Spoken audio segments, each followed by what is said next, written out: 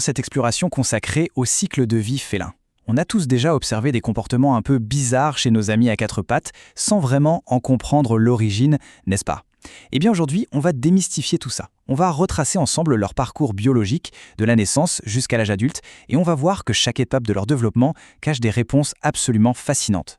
Commençons par une question existentielle. Pourquoi un chat se met-il d'un coup, sans aucune raison apparente, à courir dans toute la maison avec un regard complètement sauvage? C'est ce qu'on appelle souvent le quart d'heure de folie. Pour comprendre cette bizarrerie, et bien d'autres d'ailleurs, il faut reprendre l'histoire depuis le tout début. Première étape de ce voyage, le stade néonatal, c'est-à-dire les toutes premières semaines de vie.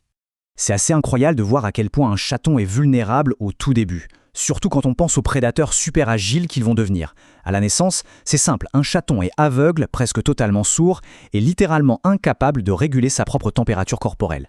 Pendant le premier mois, c'est l'immobilité quasi totale dans le nid. L'impuissance est telle que leur survie repose à 100% sur la mère. C'est fou, mais elle doit même les stimuler physiquement pour qu'ils puissent faire leurs besoins. Mais le développement va se faire à une vitesse vertigineuse. Au premier jour, le petit rampe à l'aveugle, juste pour trouver de quoi se nourrir en ronronnant d'ailleurs étonnamment fort. Mais regardez bien, entre 10 et 14 jours à peine, les yeux et les oreilles commencent enfin à s'ouvrir. Et au bout d'un mois seulement, on passe d'une petite boule de poil immobile à un explorateur qui commence déjà à quitter le nid. Ce qui nous amène logiquement à la deuxième grande phase, le sevrage et le développement précoce. À la fin de ce premier mois, cette toute nouvelle mobilité change complètement la donne. La mère commence à dire non aux demandes d'allaitement constantes et introduit la nourriture solide. Mais son rôle de maman ne s'arrête pas là. Elle devient une véritable prof de survie. C'est à ce moment-là qu'elle leur apprend, par exemple, la technique exacte pour enterrer leurs excréments. Alors que se passe-t-il si on interrompt ce processus naturel? L'observation clinique est sans appel. Un chaton élevé normalement par sa mère intègre parfaitement toute cette éducation. Par contre, un chaton sevré trop tôt et isolé, disons pour éviter des maladies en chatterie par exemple, risque de rater le coche de la socialisation normale. Ces petits bouts ont ensuite besoin d'une attention humaine énorme, au moins 20 minutes de manipulation par jour, juste pour espérer grandir de manière équilibrée. Passons maintenant à un aspect fondamental et souvent très drôle du développement, le but caché du jeu félin.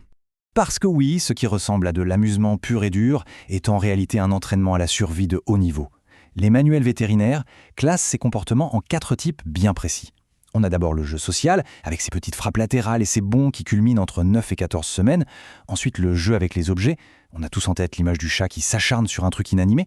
Eh bien ça atteint son pic vers 16 semaines. Vient ensuite le jeu dirigé vers soi, comme la fameuse chasse à la queue, un comportement qui finit par disparaître en grandissant. Et enfin, le jeu locomoteur, avec ses courses folles et son escalade, qui a la particularité de durer jusqu'à l'âge adulte. Et voilà, la boucle est bouclée. Ça répond exactement à notre question du début. Scientifiquement parlant, ce fameux quart d'heure de folie, c'est tout simplement du jeu locomoteur. C'est un comportement dit auto-gratifiant.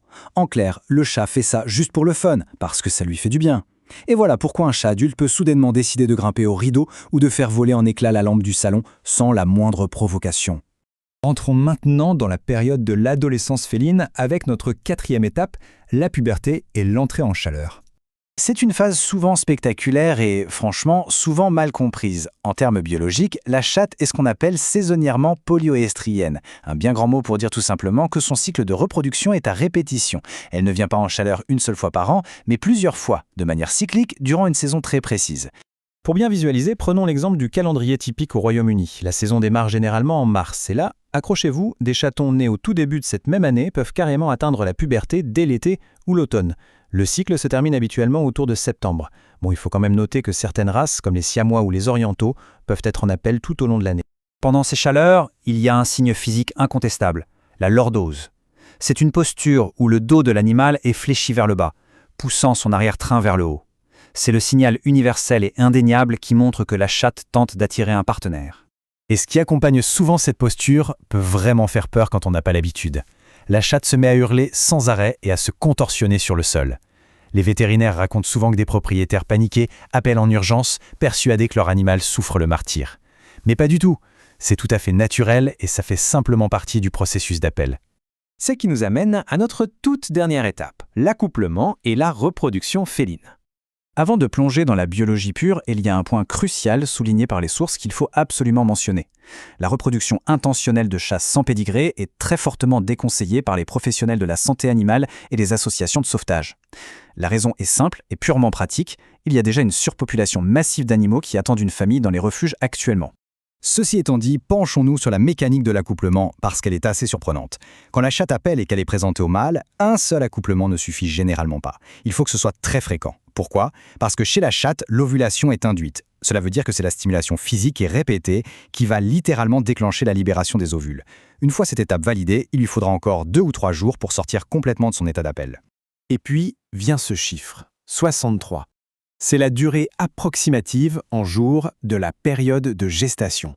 Un peu plus de 2 petits mois. Après quoi, une nouvelle portée voit le jour et cette formidable machine biologique que l'on vient de décortiquer reprend depuis le tout début. En fin de compte, ça laisse de quoi méditer.